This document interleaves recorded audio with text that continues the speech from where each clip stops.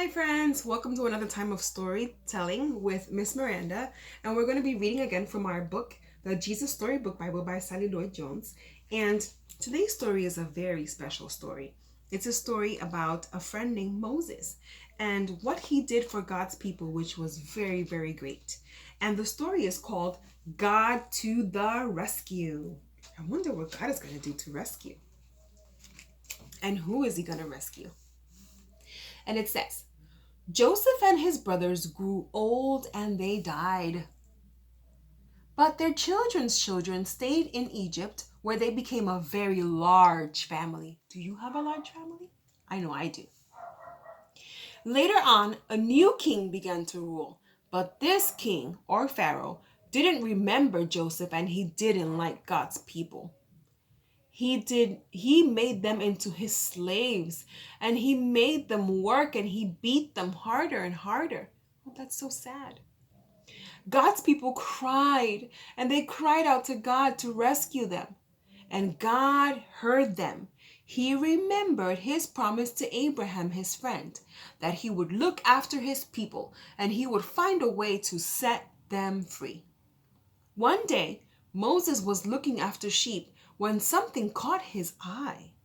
A bush was behaving very oddly in front of him.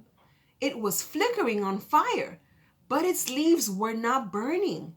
So he decided to take a closer look. Moses, boomed the big voice. And Moses jumped back. The bush was talking to him. I have heard my people's cry, says God.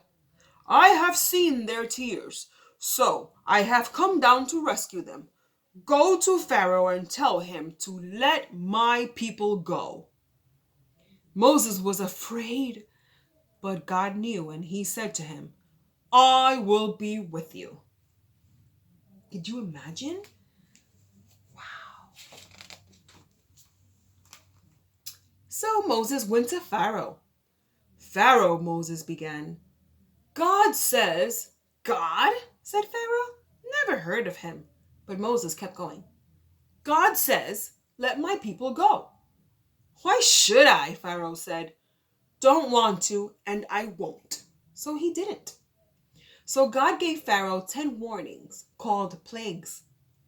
First, God turned the river Nile into blood, so no one could drink the water, but still Pharaoh would not let them go. So God made frogs come hopping and leaping and jumping. In your bed there were frogs, in the hair there was frogs, in your soup there was frogs, everywhere there was frogs. Make them go away, said Pharaoh. Then your people can go. So God took the frogs away. But Pharaoh changed his mind. You can't go, he said. Was that very nice of him? Then God sent zillions of gnats. But still Pharaoh said, no. So then God sent swarms of flies, flies buzzing in your eyes, flies. And after that, sickness and horrible boils and huge hailstones and a storm of locusts.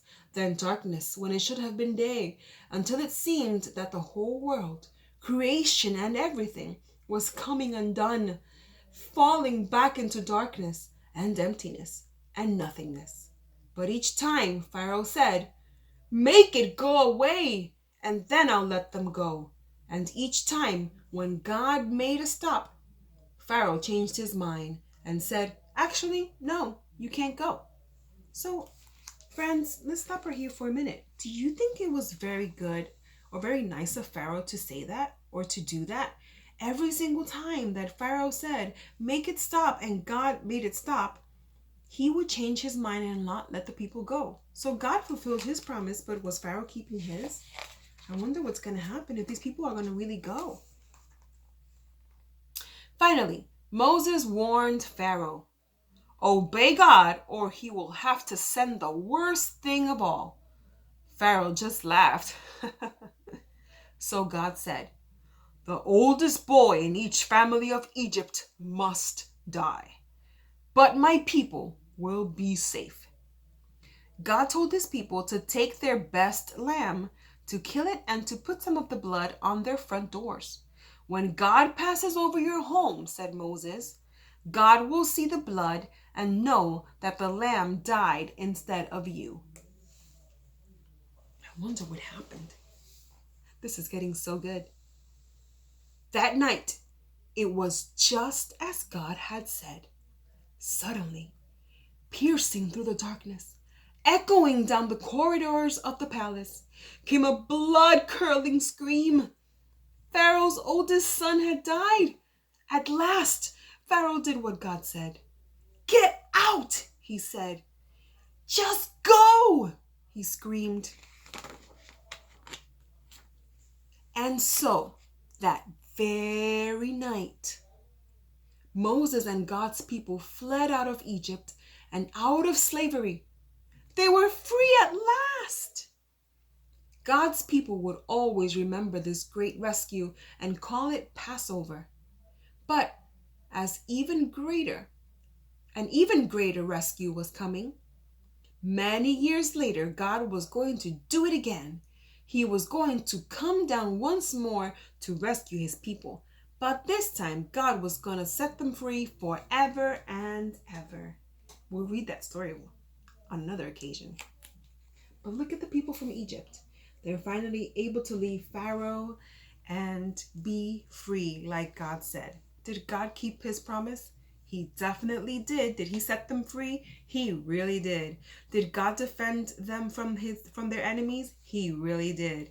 So friends, today as we close out, I just want to encourage you that God hears your prayers. So if you find yourself in a situation in which you see no way out and there is somebody being very mean to you, I encourage you to cry out to God, because he will hear you and he will touch that person's heart or those people's hearts or free you from that situation if you trust in God and allow him to do so. So friends, have a great one, and until the next time, see you.